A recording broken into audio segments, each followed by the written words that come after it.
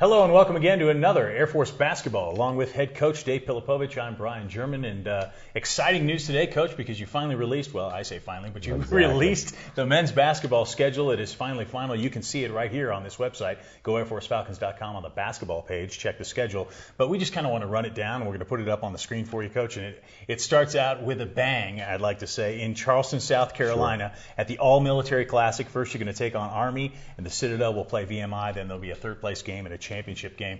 That has to be exciting. In football, everybody gets excited about the Commander-in-Chief's Trophy games. How do you feel about it? We're excited about that. The second year of the All-Military Classic, we were fortunate to win last year, so we have the trophy. We have to take it down there. Hopefully we get to bring it back. Army is a great opponent for us to play. We're excited about playing another service academy. And then the Citadel and VMI are two very strong teams from the South for us to play. But it's a great opening weekend, and what it stands for is very neat.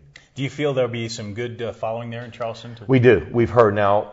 Initially, it was going to be on an aircraft carrier and on television. Some things fell through with the television, so the carrier was not an option then. So we're playing at the home court at the Citadel, but we think there'll be a great following that weekend to follow the All-Military Classic. That sounds like a lot of fun. Then the Falcons come home, as you see the next stretch of the schedule here. Western State, November 15th, and Regis. Montana State, a tough game. And then let's talk about, you head to Boulder, Colorado, Sunday, November 25th, and take on the Buffs. The Buffs, we had a great game with them last year, losing overtime. A bounce here or there, we have a chance to win, and they go on to do great things. Win the Pac-12 tournament, represent them in the NCAA tournament. A lot of players coming back, but it's a neat thing for us to play the University of Colorado. It's a 4-year schedule with them. This is year 2. They will come back in year 3, and then we'll return to year 4. So we're excited about playing the Buffs. In your travels, have you been to the CU Event Center? I have. I have to watch a game, not to coach a game. It's a neat place, and their excitement up there with Colorado basketball, the fans are really buying in. So it'll be a neat opportunity. It's post-Thanksgiving weekend, so that'll be good. As we look at further on down the schedule now, Jackson State, Wichita State at home, Arkansas Pine Bluff. Let's talk about Wichita State. That's the Missouri Shockers. Valley. Yes, and the Shockers. Great team, ranked in the top 25 last year, went to the NCAA tournament, very well coached, great following. It's going to be a challenging game, but we're excited about it. I mean, it's great basketball. It's Kansas basketball, so we're excited to have them here in Clune Arena. Hopefully we can show them the excitement here of the Falcons and bring a lot of fans out for those games as well as the others. That's a Sunday game, December 2nd, and right now scheduled for 3 p.m. And again, these times can change, but they just variably, not very much, but always check the website. That's a good place to go. Then the Falcons hit the road again. UC Riverside, California, December 22nd. The week after that, really exciting. You take on the University of Florida on the road, and if that's not enough, then you travel to Richmond.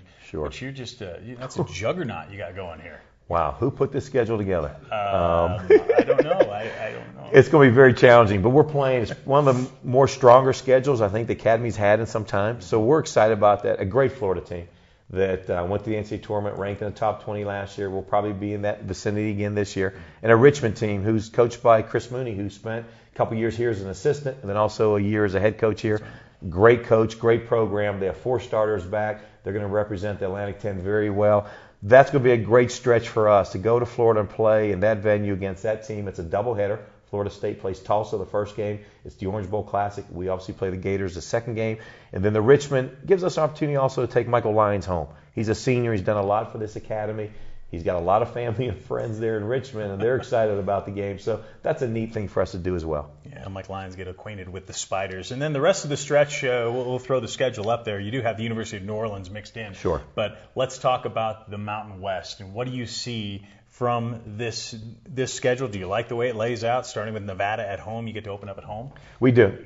Obviously, start the conference out at home is a neat thing for us. It's a Wednesday game, and then we go on the road to UNLV and Colorado State. It's going to be a strong conference again this year.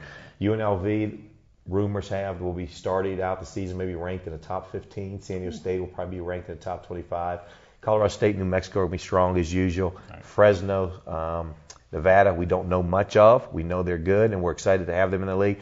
It's challenging, which we're excited about, and you're not going to have any off night, that's for sure. No, that's for sure. Is that why there's so many good, with the Floridas and the Richmonds and the Colorados? Is that why you've kind of loaded it early to get ready for this stretch? Those teams, the Floridas, the Richmonds, are like a conference game, the Wichita State, the Colorado. So we thought maybe if we can each month put 1 or 2 games in there that are going to pretty much show you what you're going to face in January, February, and March, that would be advantageous for our team. So let's talk about goals. Have you told your team, now that you have a schedule, have you told your team this is what we're looking? Do you do numbers? What do you do? We talk about getting better every day. Sure. Winning the next game. We talk to them about not going through more than two losses in a row. Mm-hmm. We talked about winning 75% of our home games, 50% of our away games. So we threw those goals out there to lead into a postseason berth. So we've talked to them about those things. They're excited about it. All teams and players are excited about who they're going to play for the upcoming season. As coaches, you're probably a little bit more worried than you are excited. Right. But again, it is a challenging schedule, and I think that'll help our team as we grow into January and February. That's great. Thanks for taking the time to kind of go through this. I know we went through it fast, but like I said, right here on this website, you can check out the entire men's basketball schedule for the 12-13 season. And we'll be back here again next week with more from Coach Pilipovich, answering more of your questions. We'll see you then.